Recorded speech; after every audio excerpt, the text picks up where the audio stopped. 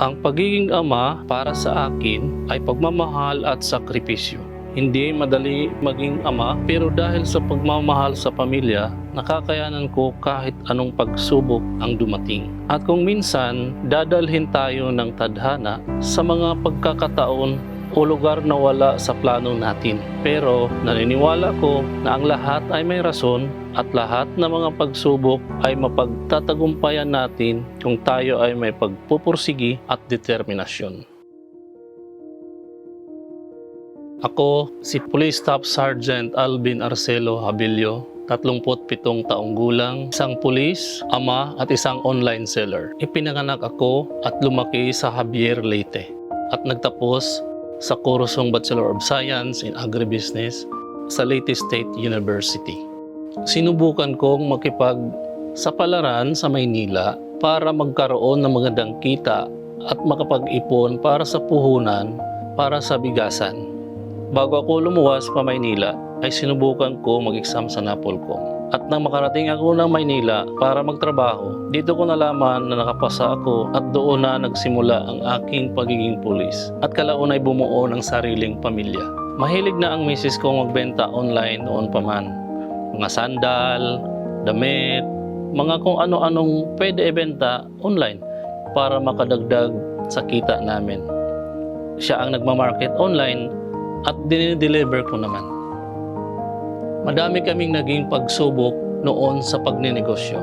Nandyan ang kulang sa puhunan, mahina ang benta, walang stocks, at minsan kulang sa oras gawa ng maraming proseso gaya ng pagdi-deliver, mano-mano, at syempre may trabaho din kami. Minsan, mapanghinaan ka talaga ng loob.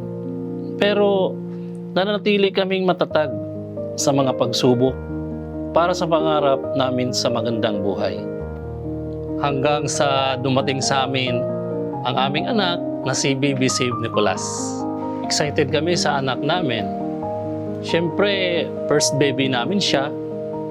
Kaya binibilhan namin siya ng mga cute na damit pambata. So bumibili kami ng maramihan para makatipid kami. At binibenta namin ang iba online para sa dagdag na kita. Marami kaming inquiries noon at nagre-request ng terno pambata. Hanggang sa naisipan namin, nag-produce na kami ng mga terno at ginawa naming family set. May pambata, pangnanay at pangtatay. Kalaunan pumatok ito lalo't kasagsagan ng pandemic, online ang bintahan.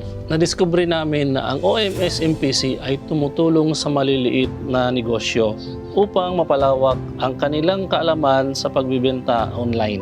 Hindi kami nag-atubiling sumapi sa co-op. Natutunan namin ang mga tamang proseso sa paggawa ng online store, gaya ng sa Lazada, mga tips sa paggawa ng magandang product posting, mga kailangan ng mga detalye, pagmamanage ng online store, at marami pang iba. Mas naging madali ang pagproseso sa pagbebenta na di tulad noon, na mano-mano, ang lahat simula sa pagsagot ng inquiries, payments, hanggang sa pag-deliver mano-mano. Ngayon ay naging madali na ang lahat dahil nasa platform na. Madaling mag-monitor, mag-asikaso ng mga orders, pati ang delivery. Ngayon, mas malaki na ang kita namin.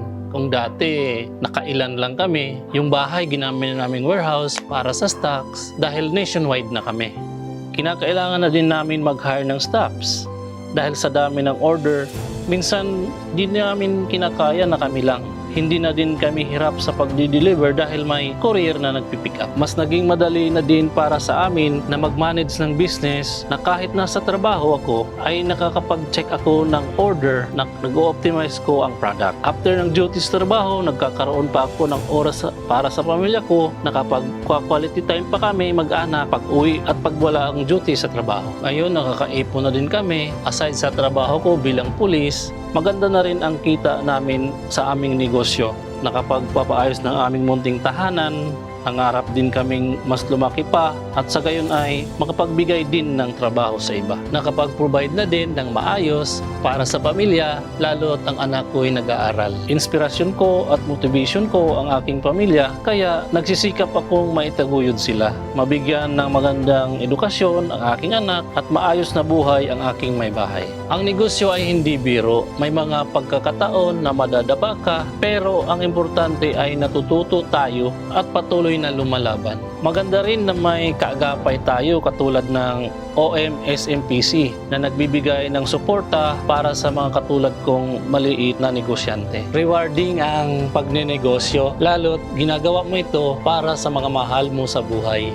Kailangan lang natin ng lakas ng loob, determinasyong magtagumpay, at ang pinakaimportante ay ang magsimula. Hindi bukas, hindi sa makalawa, magsimula ngayon. Sa ating lipunan, mahalaga ang paggalang at pag-unawa sa iba't ibang komunidad para sa ating pagkakapantay-pantay. Ang bawat tao, anuman ang iyong kulay, kasarian o estado sa buhay ay dapat bigyan ng pantay-pantay na karapatan at oportunidad upang makamit ang minimiting tagumpay. Ang kooperatiba ay handang gumabay sa inyo sa anumang pagsubok bilang isang kaseller. At ang Gender and Development Committee ay nakikiisa sa pagbigay ng pantay na karapatan at halaga sa bawat membro upang makamit ang kanilang mga pangarap. Kaagapay, Katuwang, karamay, At kasama mo. we are Online Microsellers Multi-Purpose Cooperative.